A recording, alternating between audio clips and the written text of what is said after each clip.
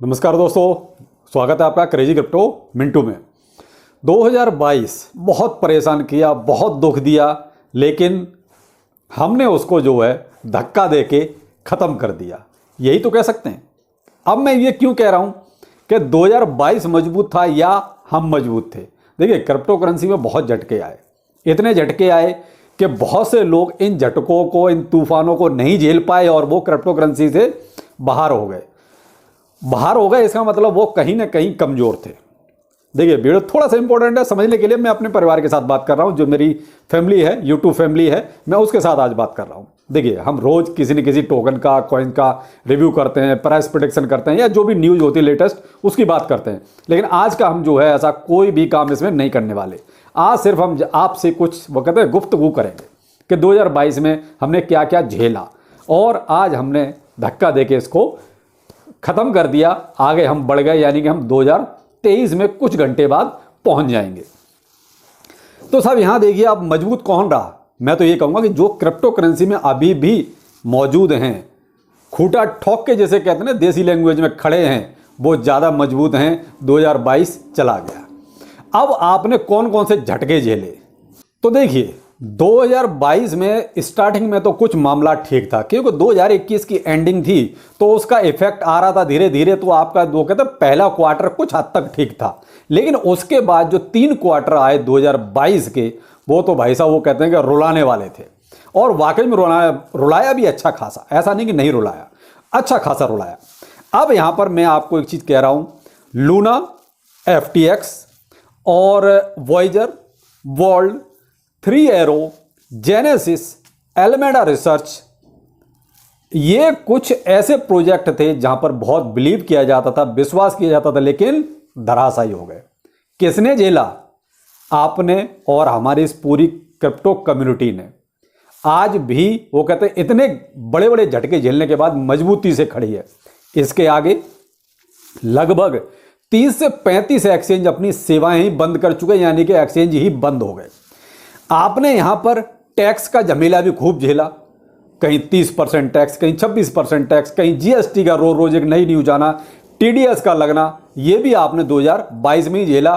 ठीक है, इसके आगे आपका पोर्टफोलियो, रोज देख के आप परेशान रहे, पोर्टफोलियो आपका 90 से 95% नीचे है, यानी कि आपने जितने पैसे लगाए थे उसमें से लगभग आपके 90% तो निकल गए, जो आपके हाथ में नहीं आए लेकिन निकल गए। तो ये क्या था? लॉस का झटका था जो आप 2022 में झेल रहे थे। और जो एक्सचेंज थे, इनके ऊपर देखिए, मैं इंडियन एक्सचेंज की बात करूं या बाहर के जो भी विदेशी एक्सचेंज उनकी बात करूं, सब पर एक गाज गिरी। सब कहीं ना कहीं किसी न किसी मुश्किल में थे, कहीं ना कहीं कोई न किसी लफड़े में उलझा जरूर था। तो उसमें क्या हुआ, उनका ट्रेडिंग वॉल्यूम आप ये मान लीजिए 90 से 98% तक गिर गया। एक्सचेंज भी एक तरह से वो कहते हैं कि दिवालिया होने की कगार पर आ गए। कुछ हो भी गए, लेकिन कुछ इसकी कगार पर आ गए, लेकिन अभी भी टिके हैं। तो इतने झटके झेलने के बाद 2022 में जो अभी भी टिका है, तो इसका मतलब यह है कि उसमें वाकई में दम है। आप मानते हैं ना इस चीज को, कि इतने झटके झेलने के बाद भी जो टिका है, समझ लो कि उसमें वाकई में दम है।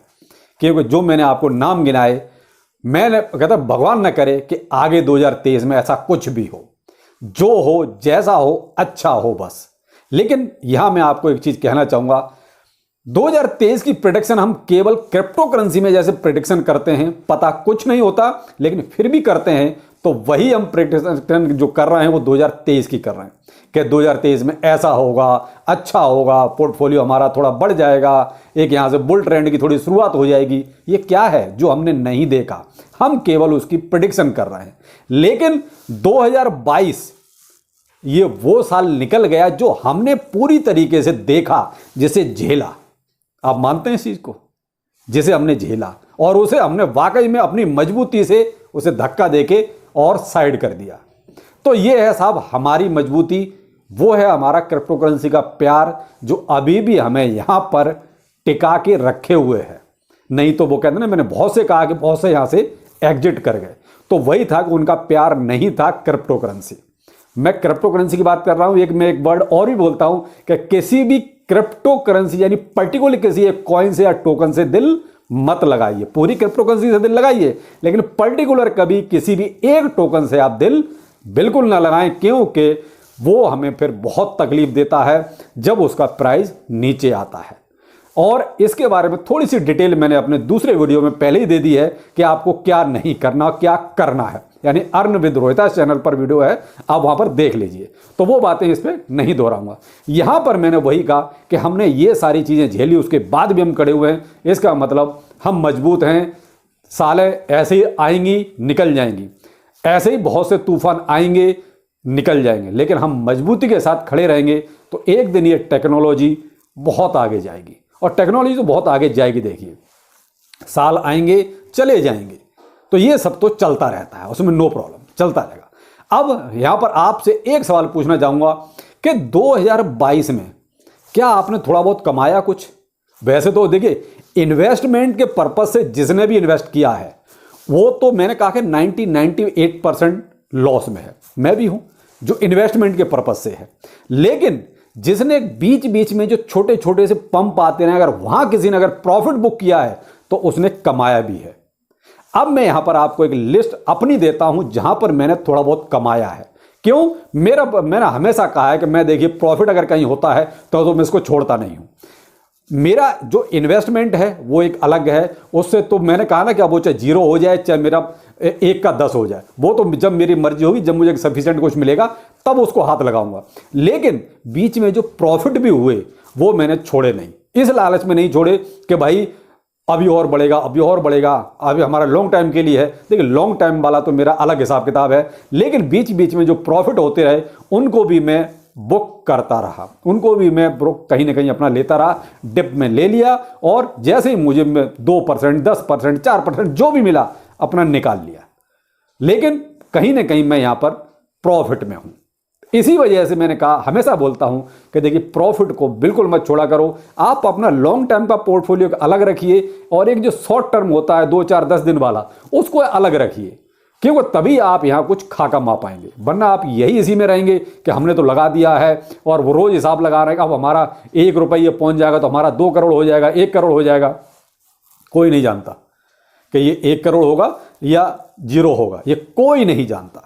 तो बेहतर वो है कि क्रिप्टो करेंसी में आप लॉन्ग टाइम और एक अपना वो कहते हैं प्रॉफिट बुक करने के लिए ये 2 पोर्टफोलियो आप पैरेलल लेके चलें, तभी आपको कुछ मिलेगा।